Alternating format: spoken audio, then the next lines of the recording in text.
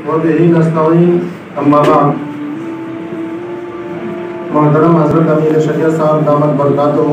حاضرین مجلس، میں حضرت مولانا مفتی عثمان غنی صاحب رحمۃ اللہ علیہ کو بہت قریب سے اس وقت جانا جب میں یہاں اسی المعہد العالی تدریس فی القضاء والافتاء میں زیر تعلیم تھا۔ فتاوی کی تمرین کے لیے دارالفتاء جایا کرتا تھا اور حضرت مولانا مفتی سہیل احمد قاسمی، مفتی سعید الرحمن قاسمی وغیرہ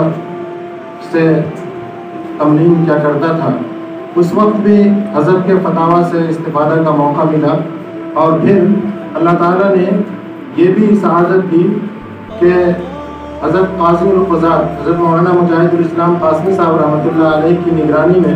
جب مفتی سعید الرحمن صاحب قاسمی دہلی میں فتاوی امارت شریعہ جلد 2 کی ترتیب دے رہے تھے، اس وقت میں بھی کتاب الفصل والتفریق، کتاب العشر والزکوٰۃ وغیرہ پر قاضی صاحب رحمۃ اللہ علیہ کی نگرانی میں دہلی میں کام کر رہا تھا۔ تو ہم دونوں ایک دوسرے کے معاون ہوا کرتے تھے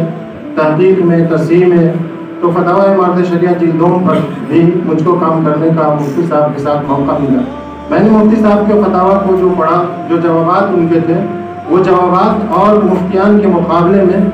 پڑھنے کے اعتبار سے بھی بہت آسان، سمجھنے کے بھی اعتبار سے بھی بہت ہی آسان، اور جب انسان اس جواب کو پڑھ لیتا تھا تو گویا اس کے ذہن میں محفوظ ہو جاتا تھا، بہت ہی مختصر اور جامع۔ اور وہ جس طرح فتاوی اپنے اس میں وہ جامع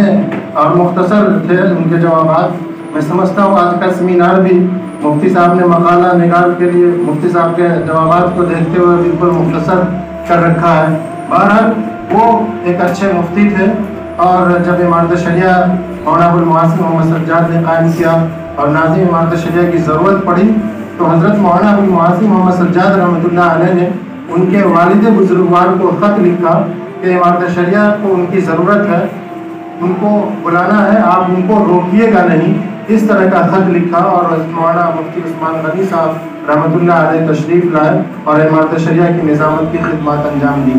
ان کے دور نظامت میں جو کارنامے انجام پائے ہیں وہ یقیناً نقیب میں موجود ہے، اس سے استفادہ کیا جا سکتا ہے۔ حضرت مولانا بڑے صحافی تھے، نڈر صحافی تھے، جس کی وجہ سے ان کو کتنی دشواریوں کا سامنا کرنا پڑا وہ ہم سب نے ابھی ایک دوسرے سے سنا۔ حضرت مولانا مفتی عثمان غنی صاحب رحمۃ اللہ علیہ سجادہ نشین بھی تھے، اور وہ اپنے گاؤں دیوریا میں رہے آخر میں، اور پھر جب جسمانی اعتبار سے وہ بہت کمزور ہو گئے تو پھلواری شریف تشریف لے آیا اور کہیں وہ رہے اور آخری وقت تک یہاں رہے۔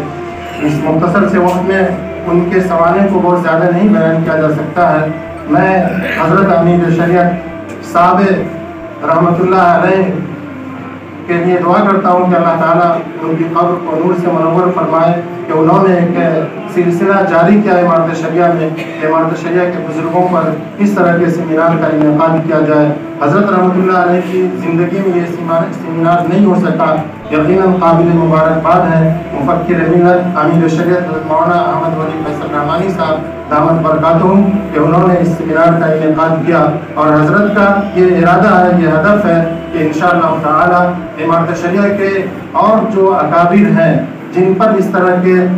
طرح کا سیمینار نہیں ہوا، انشاءاللہ بالترتیب اس طرح کا سیمینار